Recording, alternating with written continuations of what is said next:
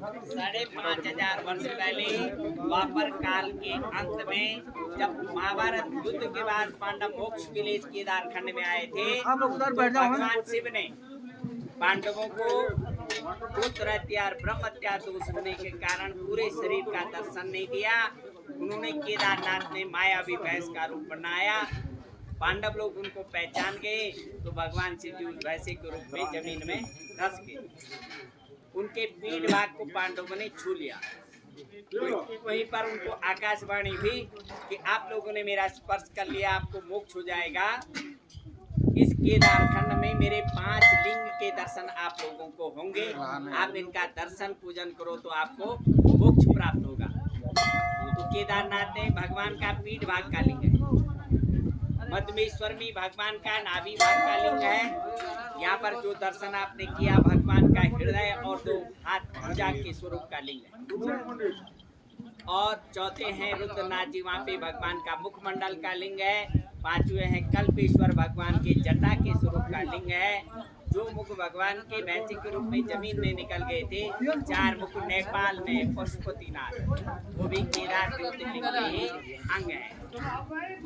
पूरा केदार ज्योतिर्लिंग इस तरह से पूरा होता है।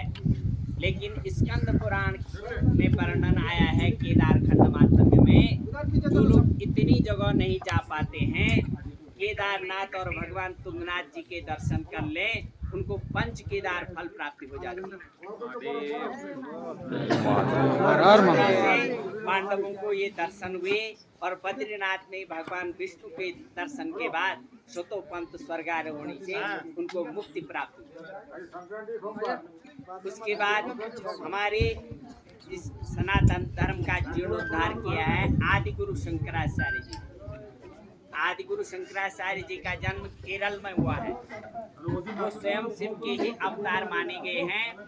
12 वर्ष के बालक की अवस्था में उन्होंने हमारे भारत के जितने भी पौराणिक मंदिर हैं इनकी खोज की और ये मंदिर निर्माण कराए और पूजाएं चलाई। इसने आदि गुरु शंकराचार्य जी ने। आगे आपने लिंग दर्शन किया, पीछे दीवार पे जो बड़ी मूर्ति थी वो आदि गुरु शंकराचार्य जी की ही है। इस तरह से हमारे धर्म का नाम क्या है? सनातनी। पांडवों को मुक्ति काल में लिंग दर्शन, मंदिर निर्माण आदि गुरु शंकराचार्य जी ने, और उन्होंने एक और कार्य किया। भारत के चारों दिशाओं में 4 धाम बनाए। भारत के प्रसिद्ध 4 धाम कौन कौन से हैं? सबसे पहले धाम है बद्री धाम, जोशीमठ, ज्योतिर्मठ। दूसरे हैं द्वारिका, तीसरे हैं जगन्नाथपुरी और चौथे हैं रामेश्वरम। इन चारों धामों में उन्होंने अपने 4 शिष्यों को शंकराचार्य के रूप में स्थापित किया सनातन धर्म के प्रचार प्रसार के लिए। पूरब, पश्चिम, उत्तर, दक्षिण, इस तरह से पूरे भारत को इकट्ठा करने का कार्य आदि गुरु शंकराचार्य जी ने किया। सब लोग मेल मिलाप से रहे और एक दूसरे को समझे। इस तरह से उन्होंने हमारे धर्म की स्थापना की। और चारों दिशाओं में 4 वेद पढ़ाए जाते हैं। शुक्ल यजुर्वेद उत्तराखंड में, इधर भगवान ज्योतिर्वेद में, और द्वारिका, जगन्नाथपुरी, सामवेद, अथर्ववेद और ऋग्वेद। इस तरह से चारों वेदों को चारों दिशाओं में पढ़ा जाता है। ये आदि गुरु शंकराचार्य जी की स्थापना है।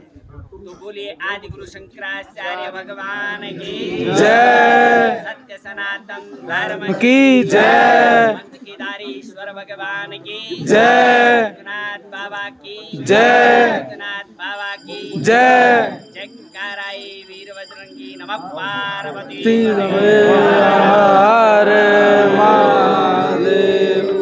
सर्वे भवन्तु सुखिनः, सर्वे सन्तु निरामयाः, सर्वे भद्राणि पश्यन्तु माँ कश्चित् दुःखभाग् भवेत्।